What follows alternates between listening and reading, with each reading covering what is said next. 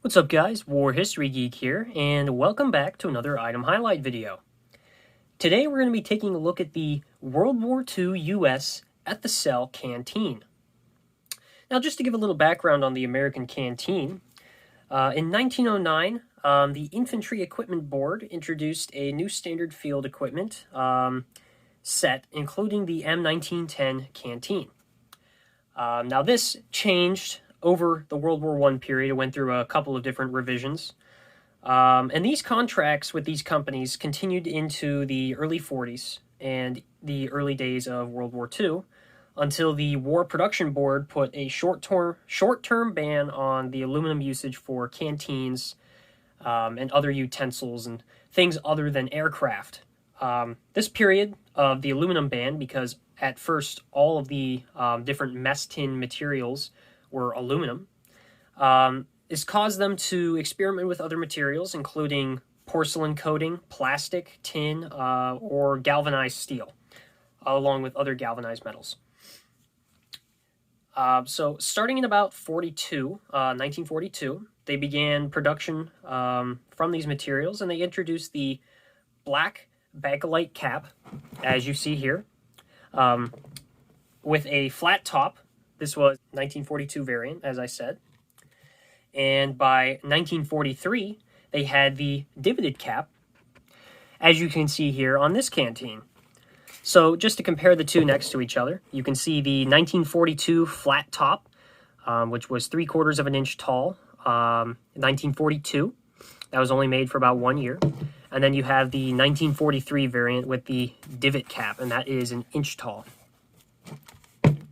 So just a very interesting variety there. By late 1942, the War Production Board released aluminum for canteen usage, as well as meat cans and all that other stuff. However, the government still decided to pursue using these other materials as a means to possibly make it cheaper or not have to use aluminum at all, just to give it to the aircraft effort. Now, the plastic canteen came in about 1942, as I said before, and for any of you that might be researching, the stock number was 74-C-85. So, of the materials I listed, the plastic material was the first material the Army Quartermaster Corps examined to replace the aluminum used in canteens, cups, and meat cans, among other things. The Army Quartermaster Corps requested plastic producers, including the Dow Chemical Company, to produce plastics that could possibly work for this use.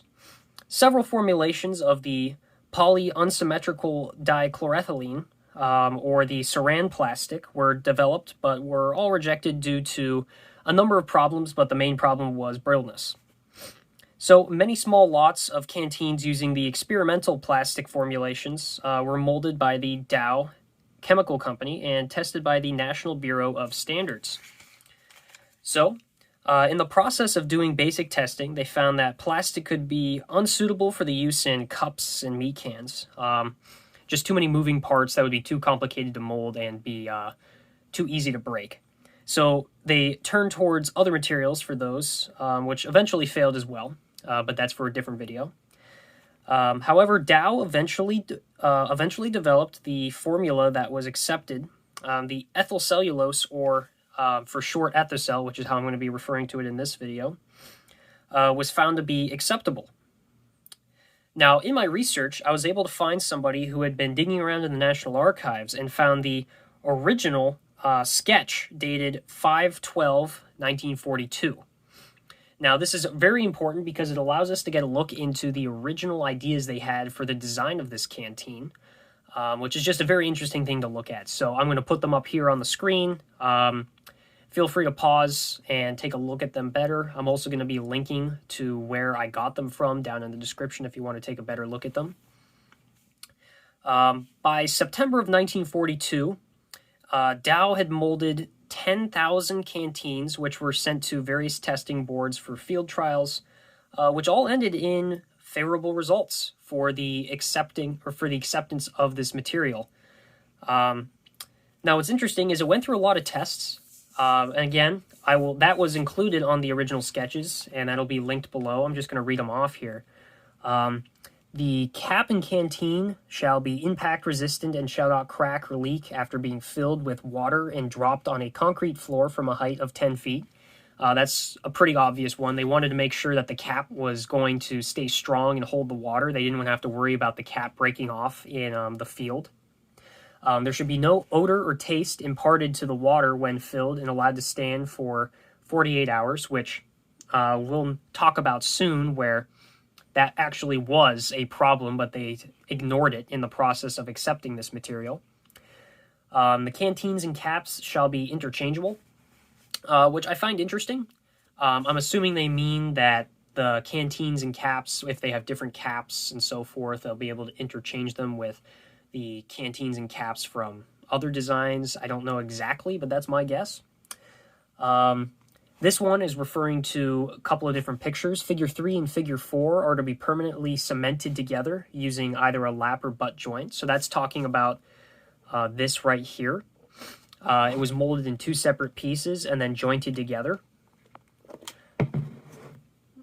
Then you also have the final one, which was, if thermoplastic is used, it shall remain serviceable in temperatures as high as 160 degrees Fahrenheit.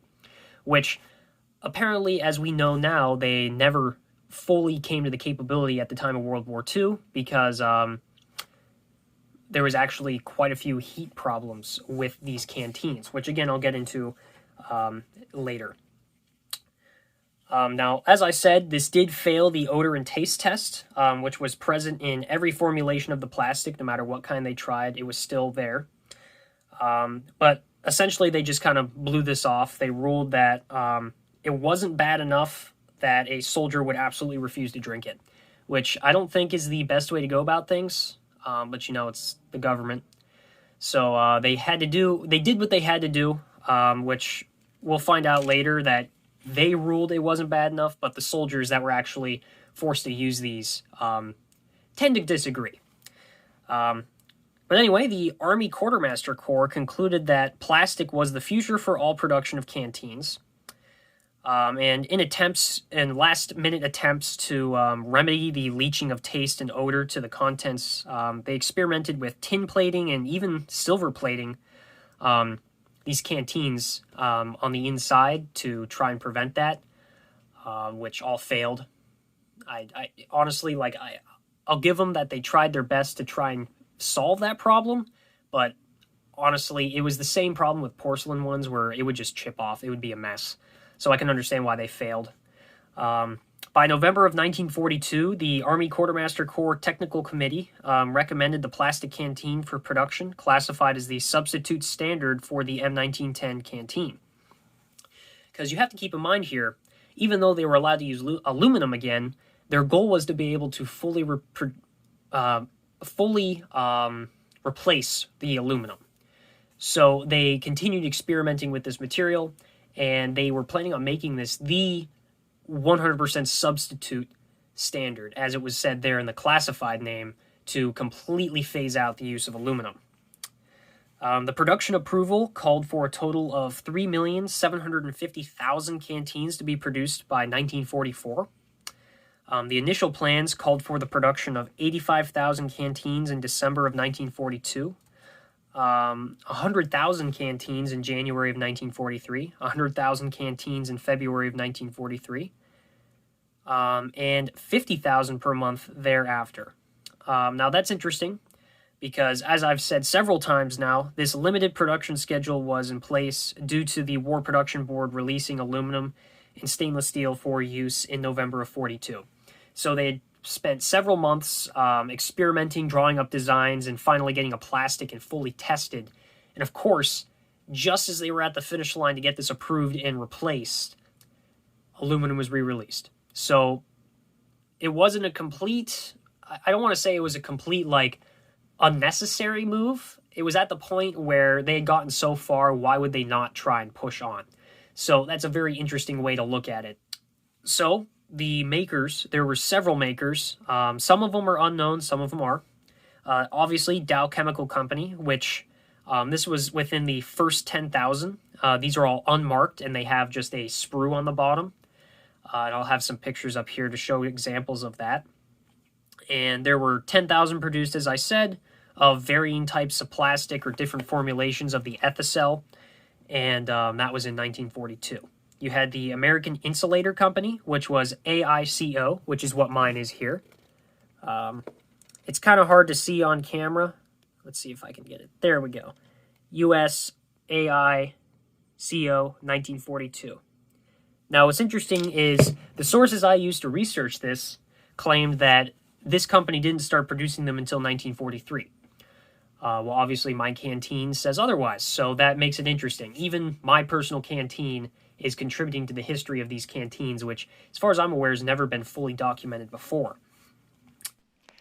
Alright guys, so I'm just going to interject here real quick. As I was editing and doing some research to get the pictures for this video, I found that there's actually an additional year that this company produced them. So as I said, it wasn't produced until 1943 supposedly. However, the resources I used for my video said this company only produced these canteens in 1943. However, as we know, my canteen changed that, and it was produced from 1942 to 1943. But this new canteen I've discovered proves that this company also produced this canteen in 1944. Now, you'll also see here on this canteen that I'm showing, there's a large IC stamped over the American Insulator Company logo on their production stamp on the bottom. Now, that could mean a couple of different things. Keep in mind the two middle letters of AICO or IC, so that could be a connection there. Another thing I think it could stand for is inventory check. There's a chance of that. I haven't seen any other canteens that has ever had this before, so I'm just kind of, grasping at straws here. Another thing it could be is possibly a rejection stamp of some sort. I don't know exactly what it would stand for, but you have to keep in mind, if you look at the shape of the bottle, the lip where they combined the top section to the bottom section seems off to me. So there's a chance that this could be a rejected one, an inventory check, but just the year alone changes everything. So I figured since I'm doing that, it's important enough to include that here. Let's get back to the video. Next, you had the Amos molded plastics, and the stamp is seen as AMOS, and those were produced from 1943 to 1944. Then you had the General Industries Company, or GI, as seen on the canteens. Those were produced from 1942 to 1943. You had the Mack Molding Company, which is seen in the full name Mack Molding Company, or Mack Molding Co., on the bottom of the canteen usually. And those were produced in 1943.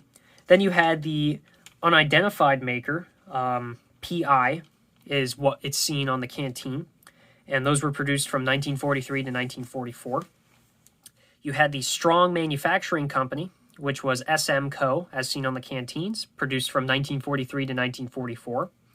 And then lastly, you had a unidentified late war maker, and these are unmarked. And the way that you can tell the early unmarked ones from the late unmarked ones is the early war have this early flat cap, while the later war unmarked ones will have the divoted cap, as was the standard by 1943-1944. Now, it's interesting, there are several variations that include the two different caps, as I said before, being the flat top and the divot cap. And then you also had two or more different sizes, actually, which I thought was interesting. And I say two or more because, as far as I've been able to find, there were two recorded sizes. There was one smaller one and one larger one, which I should have a picture up now. However, there could be more sizes that we're just unaware of at the moment. It's not very often that you'll see more than one of these in the same place to be able to compare. And the variation may just be different makers, or it could be a design change at some point from an early make to a later make. We'll just simply never know. After a year and a half or so of usage in the field, the flaws in the canteen were noticed more after prolonged field usage, resulting in the cancellation and recall of the canteens in 1944. It was found that any solution with using 50% of alcohol content or more would attack the plastic and destroy the canteen. Now, I don't know in what situations they would be using something that had 50% alcohol content or more. But yes, that was an issue. Then you also had, it was particularly disliked because it couldn't be used to heat liquids. The plastic would soften when exposed to boiling water for sanitation purposes.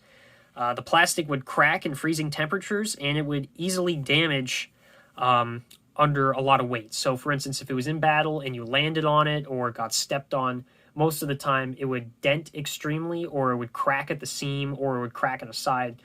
It was very prone to cracking and breaking. Now, it's very interesting because this advertisement, which I'll put up here, was the advertisement put out by the Dow Chemical Company. And they claim that it could be used in all different climates. It had, as it says here, it stands extremes of temperatures to an extraordinary degree, possesses a very high impact strength, is odorless and tasteless. Even when filled with boiling water or when contents are frozen, a drop from several feet does not injure it. Now, that was a complete lie, honestly. And this was published in 1942, so there's a chance that they just hadn't done enough testing yet to know that. Because if that was the case, I doubt they would have accepted this into the usage and possible replacement of the aluminum canteen. But I think it's more likely that this company knew the limitations of this material, and honestly, I think it's just a complete lie. I think it's a lie to the public, because once soldiers actually got to use them out in the field, you saw every single one of those was false. Every single one failed in that regard. So that's why they were recalled and destroyed. Now, it's also interesting, there's a farce in the collecting community, which I don't know when it was started, but usually dealers will try and claim that these are Marine Corps specifically, like issued in the Pacific, which is just simply not true. Obviously, they were issued to Marines, but these were mainly used by the Army due to the fact that it was, after all, an Army Quartermaster Corps initiative. So yes, the Marine Corps did receive some of these, but they received very few, and they were all sent to FMF units, or non-fleet Marine Force units. So, I mean, it saw very little usage in the Marine Corps, which is just, if anything, it tells you that it's obviously something that was come up with at some point to try and drum up interest for it and raise the price. But it's just quite simply not true. And the other common misconception is that these were experimental and extremely rare. It's just a dealer tall tale. These were experimental at one point. It's experimental plastic at the time, but this by far is not an experimental canteen. As I've said previously, these were set to be the main replacement and substitute standard for the aluminum canteen. As I said, they were set to produce millions of these in only 2 years.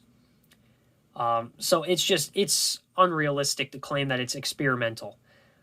It saw wide usage, and the only reason it got recalled is because they obviously didn't do enough testing before they accepted the contract and started producing them.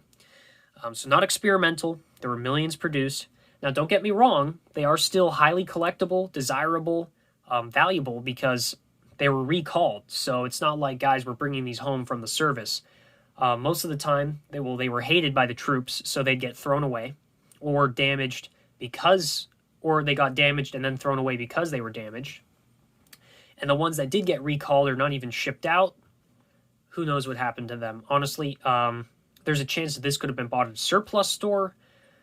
Who knows how this got into the civilians' hands, but I can tell you that there's not very many of these out there. You do not see these very often. So if you do see one, definitely pick it up. Now, these are worth quite a bit now as compared to when they were later. As I was doing a lot of research on Militaria forums, you were seeing people that paid, $90, $150, somewhere in there as of like 2010, 2013.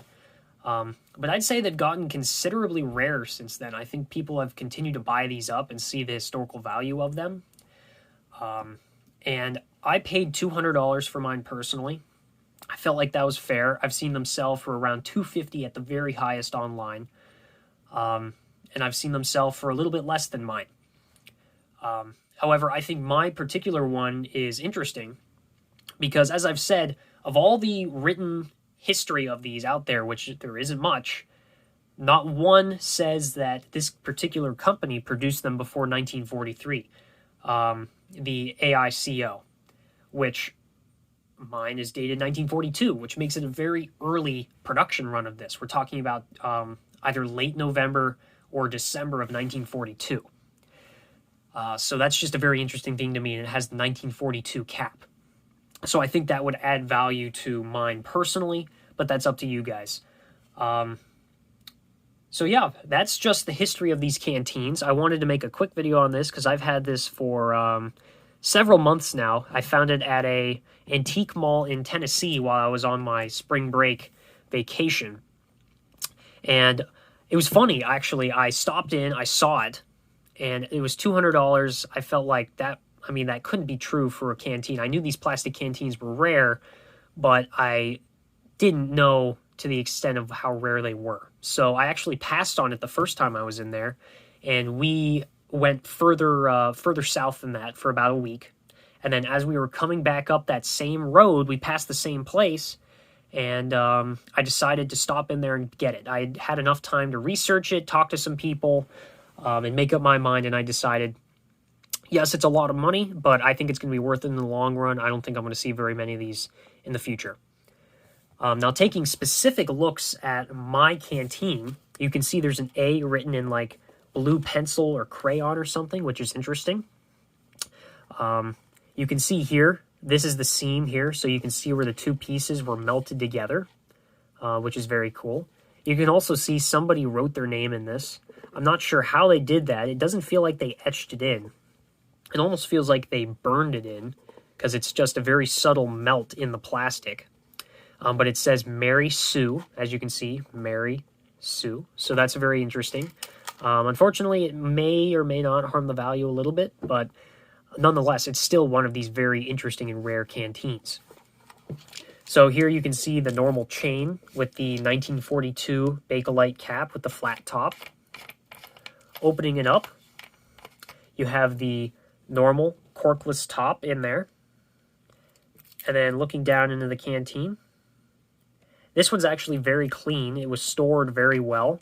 There's no warping in the plastic. And a common problem with these is they will leach out over time like a white powdery residue all over the plastic. And now there are several forum posts talking about this problem and how to possibly clean them for display purposes. If you don't feel confident in your abilities, because keep in mind these are very heat sensitive, just leave it be. However, if you are feeling more risky, I've seen a lot of people say just take like a washcloth with warm water, not hot water, warm water, and just lightly scrub the outside. I wouldn't fill this with hot water. I wouldn't do anything like that. As you can see here, it's a normal attachment point there. And then taking a look at the bottom, you can see the sprue here. You can see whatever they used to paint on here, it melted the plastic and it rolled down underneath here onto the bottom, which I thought was interesting. And then giving one more zoom in to the maker there, you have US AICO 1942. I hope this was helpful for you guys. Again, as far as I know, I did about 5 hours of research, and the only information I could find out there really was several forum posts from almost a decade ago now. So there, as far as I'm aware, there's not many books, if any books, that have the information that I've shared with you here in this video. I know for certain that there's no websites that have the level of information that I shared with you. And of course, I'm going to link the most important links down in the bottom. I have a lot of links that I use to do my research. So if you guys are really, really interested in it, feel free to email me at warhistorygeek@gmail.com. Feel free to email me and I can give you all of the links from my research. But like I said, I'll link the most important ones down in the description. And I can tell you, it was not a lot of fun trying to do all the research and compile all the information for this, digging through forum posts. So with that, I hope that this video comes in handy for future collectors that are trying to do research on their Ethocel Canteen. And that's all I have for this video. So if you enjoyed, make sure to hit the like button, and when you're in that area, hit the subscription button and notification bell. I have plenty of other videos coming in the near future just like this, so stay tuned for that. I'll see you in the next one. Bye!